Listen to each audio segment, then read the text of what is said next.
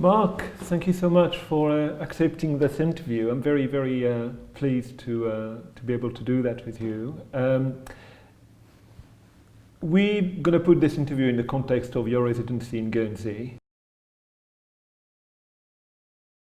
If I remember well, you first came to Guernsey, well, a long time ago, but the first time you were involved with the festival was 2012, am I right? Yeah, right at the beginning. Where we exhibited. It was like, actually, we started the festival in 2010.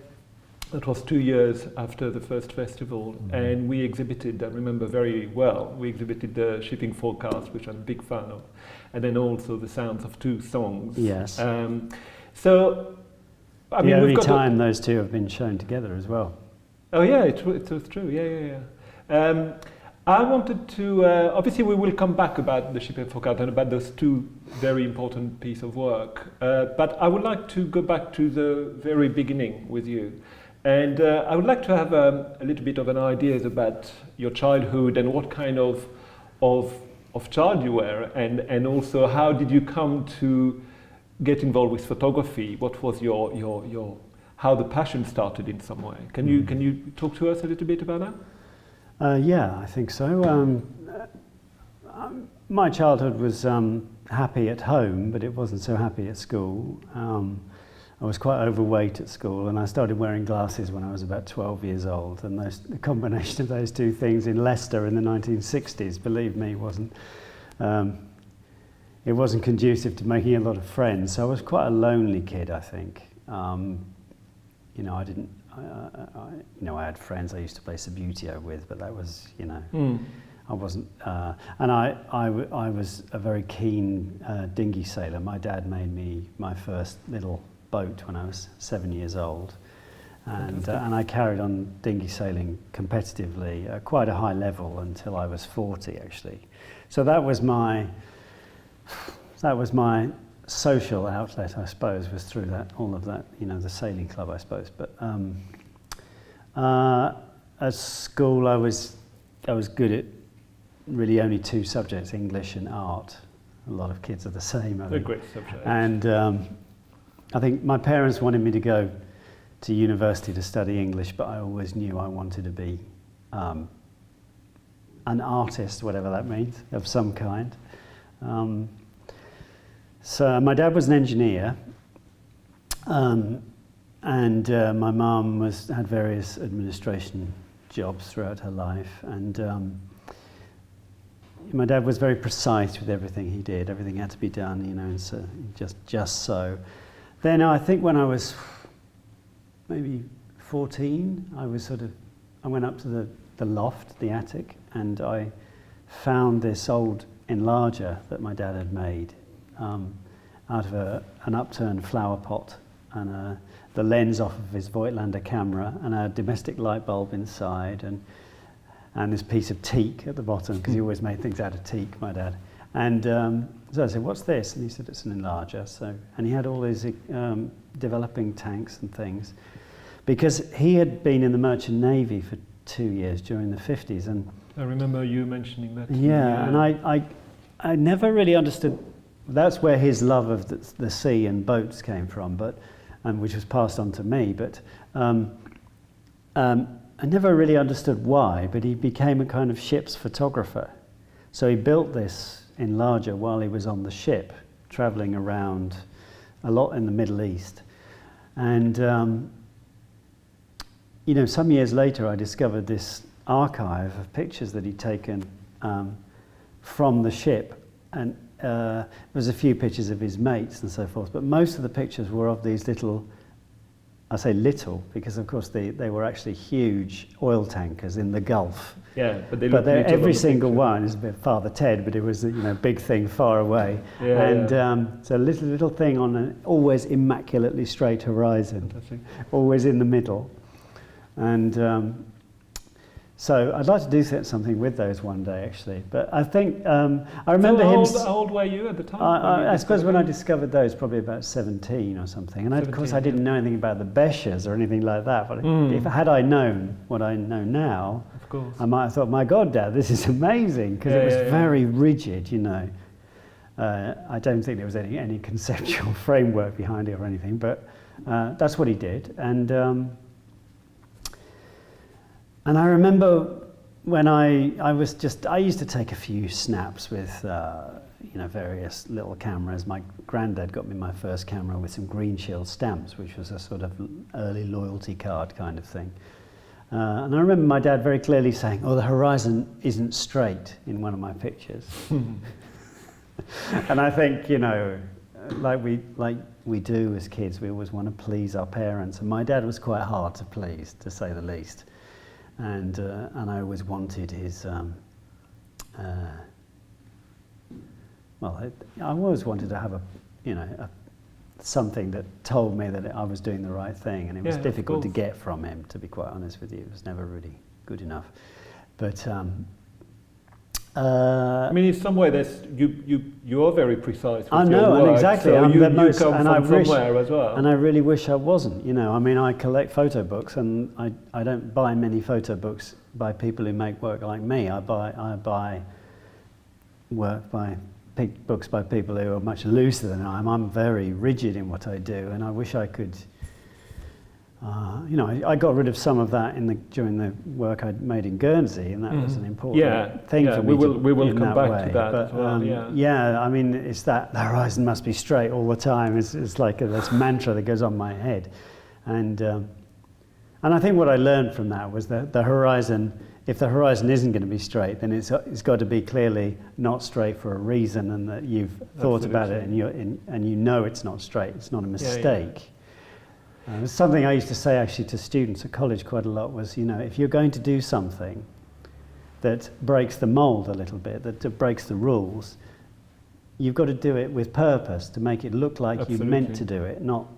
So let's take a straight horizon, for instance. There's this, and there's this, and there's that, and this is obviously intentional, and this looks like a mistake. So these little things, I learned, through trial and error. But a lot comes from my dad and his engineering background. But of course, he didn't know anything about photography. He just knew how to do it. Yeah. And I remember we went out and I took some terrible photographs of some trees. And then I came back home and he showed me how to process the film. We went to get some chemicals and we made some little prints. And of course, the alchemy of seeing your first print emerge in the developer is absolutely. Anybody that's ever done that always remembers that moment. And I think but I wouldn't say I was hooked from that moment because I didn't know. I wanted to go to art school. I had to negotiate with my parents somewhat to go to art school in the first place because there were no artists in our family whatsoever, and so nobody really understood, including me, understood how you were supposed to make a living out of that. So I actually I did a foundation course, and then I got onto a graphic design degree course because my parents thought, well, that sounds like something you get a job from. And then within a term, I'd switched to fine art. So then I did 3 years working in the life room, and I was painting out in the landscape and so forth. And then in my third year, I did a little bit of photography. There was a moment that perhaps I could spend a couple of minutes talking about, is that I went to see a Mark Rothko exhibition in my third year. And we'd been taught at art school about how to look at a Rothko painting in the right way to make it wobble in front of you. You're supposed to look, you're supposed to focus behind the painting. So you have to know how to do that in order to get the right effect. So I went to see the Rothko show, and I stood there and they were all wobbling around me and it was all working fine, And then I left there and there was a show nearby. Must have looked in my time out, and there was a show by one of only 2 photographers that I'd heard of at the time, which was Don McCullin. And I went to see the McCullin show, and there was one room I was in, I remember really distinctly, and there was me and a middle-aged woman, and she was looking at the pictures, and she was in floods of tears. Now, there could be any number of reasons why she was crying, but to this day I like to believe that it was because of the photo, the photographs, and I just the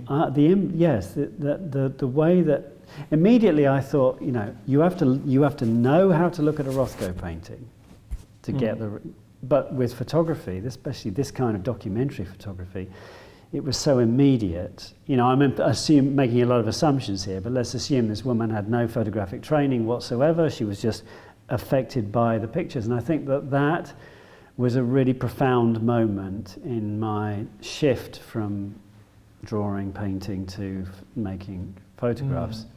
And when you started sort of wanted to become a photographer, did you have any specific aspiration in terms of I want to be a war photographer or documentary photographer? Did you have that in mind, or more like already, like because of your background in fine art, you wanted to really start exploring the sort of fine art side of photography? I hate the term fine art for a start. Okay. But I think it's important in this kind of context, yes. Because I had no training in photography whatsoever. I didn't know how to be a photographer. I knew that there were wedding photographers, and I knew there were newspaper photographers. And I suppose I was more interested in being a newspaper photographer, but I didn't know how to do that. When I left, so I didn't really have any aspirations. I certainly didn't think, oh, I want to be a Magnum one day or something like that. Yeah. And it was never entered my head. You know. But what the aspiration? When I mean aspiration could be also just becoming a professional photographer, making money out of photography. Yeah, I suppose I wanted to make a living from it, but I had absolutely no idea. So at first I started to try and bring painting and photography together. I didn't know anything about people like Gerhard Richter at the time, which might have been helpful. So I was really struggling with this idea. I just felt like I was wearing two hats that just neither of them were fitting properly. So when I left college in 1981, I worked as a dustman for a few months to earn some money, and then for the Brighton Council, and then, because I went to art school in Brighton, I grew up in Leicester, in the middle of the country, a long way from the sea. Moved to Brighton to go to art school, which of course, Leicester to Brighton was quite a revelation, even in the late 70s. And it was the birth of punk and all of this sort of thing. It was a really exciting time to be in Brighton. So I worked as a dustman, and then I went travelling for a couple of years, ended up in Australia, and And while I was travelling, I took with me a little sketchbook and pencils and stuff, and a cheap £50 Fujica camera with a standard lens. And I found myself more and more interested in taking pictures. And I think that at first it was probably because it felt like it was easier. And also I never felt comfortable with this idea, drawing something in public. And people would, if you ever see anyone drawing in public, you have to go and see what they're doing. And start looking at what and you're I doing. really didn't like that. And so anyway, I started taking these pictures. And the funny thing is that I remember I took 213 rolls of black and white film, 35mm film. And I know that. For your travel? Yeah. And I was sending the films back to my parents in batches because I couldn't carry all this stuff. So I didn't process anything until I got back 2 years later. And then I took about a year, or 6 months to a year, processing and contact sheeting all the films. And when you look at the development of my development, pardon the pun, but through these contact sheets, I do get better. Number 213 is better than number 1, but boy, oh boy, it's a slow progress because I wasn't learning by my mistakes. I was getting bolder. I think that's what I was doing. I was getting, to quote Robert Capa, I was getting closer, so the pictures were getting better. I'll misquote Robert Capa, but funny enough, I've gone the other way. But isn't that true that when people start photography, most of the time they think that it's a quick process to learn, but actually it's not the technical aspect which is a long process. It's pretty basic to learn photography, but the ways of seeing is actually, that's probably what takes the longest. No, absolutely right, and you know, of course, I thought I was God's gift to photography at the beginning, as we all do, because I knew nothing about photography whatsoever. I didn't know anything about the history of photography. I had this bizarre idea that if I didn't know anything, that I would, if I didn't know about the work of anybody else, I would make this revelatory, you know, new kind of photography. I mean, that is absolutely a mistake. And I remember thinking at the time that, you know, yes, I was doing it because it felt easier, but I was also really easily pleased with what I was doing because it was all new to me, you know. When I was doing the prints back, you know, when I got back home and so forth, you know, I was really excited by this.